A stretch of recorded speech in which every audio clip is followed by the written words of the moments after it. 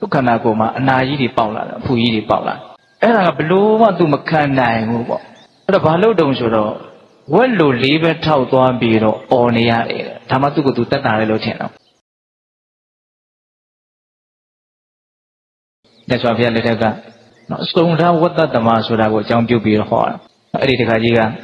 အလွန်ရက်စက်တဲ့တခါကြီးတယောက်လို့ဆိုကြပါစို့သူရဲ့ဝတ္တပုံဝတ္တနည်းဇာထဲမှာပြောထားတာကတော်တော်စိတ်မချမ်းသာစရာပါပဲနော်တမဲ့ဝက်ကိုပါဇက်ကိုဖြဲပြီးတော့ဝချွန်နဲ့ထောက်ထမ်းပြီးတော့နော်အရှင်လက်လက်ပေါ့ပွဲဆူနေတဲ့ရင်တွေးကိုလောင်းထည့်တယ်တဲ့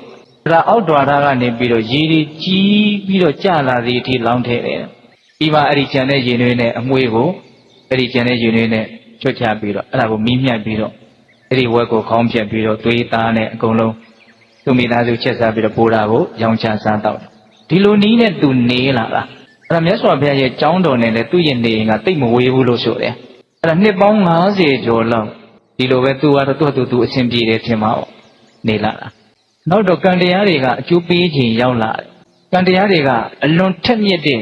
နောက်ဆိုးရတဲ့ရုပ်မာတဲ့ကံတရားတွေဖြစ်တဲ့အတွက်ကြောင့်သူ့ကိုနောက်ဘဝထိရောက်အောင်ကိုမစောင့်နိုင်တော့ဘူးသူလှုပ်ထားတဲ့စေတနာတွေကအယမ်းဆိုးရတော့အဲ့ဒါကသူ့ကိုအကျိုးပေးမယ်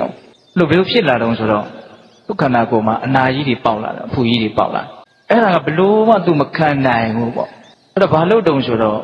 ဝက်လိုလေးပဲထောက်သွားပြီးတော့អော်နေရတယ်ဒါမှသူ့ကိုသူတက်တာလေလို့ထင်တော့တော့ကြားမကောင်းတဲ့အခါကျတော့မိသားစုတွေကဘာလို့ထောက်ဆိုအိမ်တကားကိုပိတ်ထားတယ်အဲ့ဒါအိမ်ထဲမှာပဲအဲ့ဒါလူလာတုံခောက်လေးပဲထောက်သွားပြီးတော့អော်တာဝက်လိုអော်တာ1ရက်2ရက်3ရက်4ရက်5ရက်9ရက်ထိអော်တယ်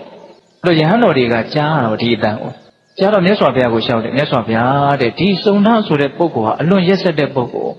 9ရက်တောင်ရှိပြီတဲ့နေရောညရောသူ့အိမ်မှာဝက်တွေကိုမစဲအောင်တတ်နေတယ်ဝက်တွေអော်နေတယ်လို့ထင်နေတာ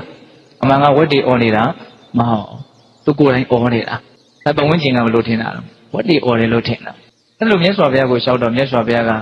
စုံနာကဝက်တွေကိုတတ်နေတာမဟုတ်ဘူးသူကိုယ်တိုင်အဲ့ဒါអော်နေတဲ့အတ္တသူရဲ့ပြုထားတဲ့ကံတရားကသူ့ကိုအကျိုးပေးခြင်းရောက်လာပြီဆိုတဲ့အနေအထားမျိုးအဲ့ဒါနဲ့အဲ့ဒီဘဝကရှုတည်တော့9ရက်ပြည့်တော့သေသွားတော့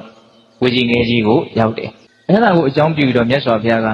မကောင်းတာကိုလုပ်တဲ့အလေးရှိတဲ့ပုဂ္ဂိုလ်ဟာအခုလည်းပဲစိုးရင်ရတယ်ပူလောင်ရတယ်နောင်လည်းပဲစိုးရင်ရတယ်ပူလောင်ရတယ်ကိုလုပ်ထားတဲ့မြင့်နွမ်းတဲ့အဲ့ဒီအလုပ်တွေကိုမြင်ပြီးတော့လည်းပဲစိုးရင်ရတယ်အခုလုပ်ထားတဲ့လုပ်ရကိုယ်တိုင်သိနိုင်တာ哦အဲ့တော့ဒကာဓမ္မတို့ဦးဇင်းတို့တွေလည်းပဲ